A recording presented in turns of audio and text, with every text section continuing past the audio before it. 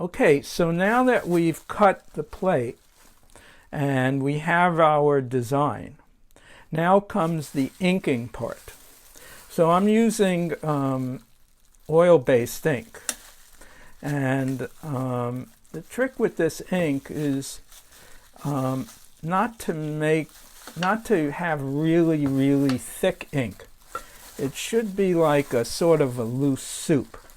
So I'm going to use some oil to loosen it a little.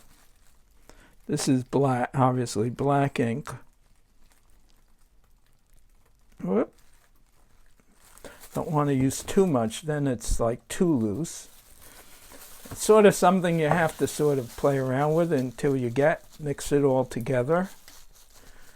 It sort of looks sort of good. It's loose, but not too loose. And then take your roller, roll it out. Not too thick. You don't want it to be too thick, because if it's too thick, then you'll have blobs.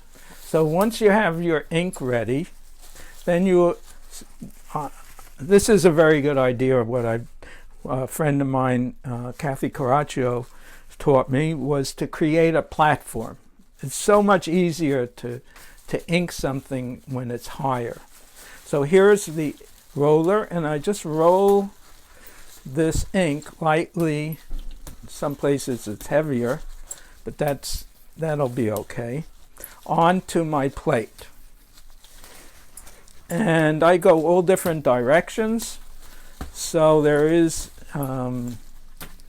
not going to be any sort of pattern to the ink, though as you will see, what I do with the ink is basically to create one or two different surfaces. So now that there's some ink on the plate, I don't put that much. If I need more, I can always put extra. Now I'm going to take my fabric and rub the ink into the plate so that it gets in the grooves that we cut. Now this ink's a little, perhaps it's a little too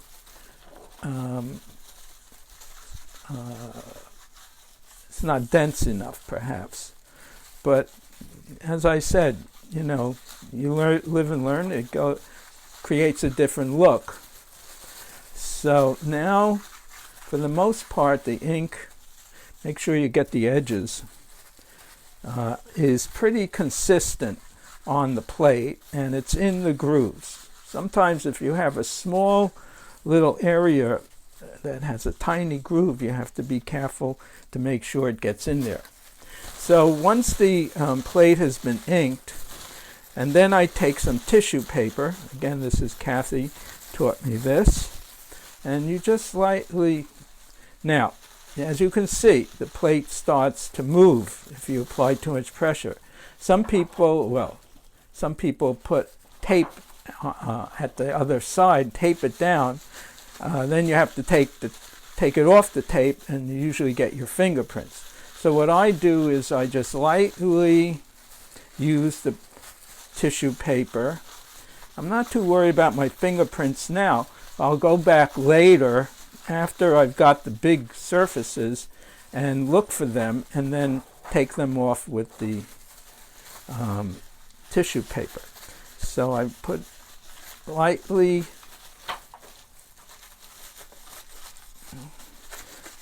now if you want more or less text, color in your plate, you can leave more ink on. Or if you want certain part of the plate to be lighter and darker, you can just remove a little more of the ink with your finger or with a Q-tip or whatever. There's a lot of ways to play around with it. Okay, so right now I pretty much have to watch those edges. Have the plate ready. Now I'm going to go over the edges just to make sure there are no fingerprints, because that's always a problem if you don't stick it down with tape. And the plate is now ready to be put in the press.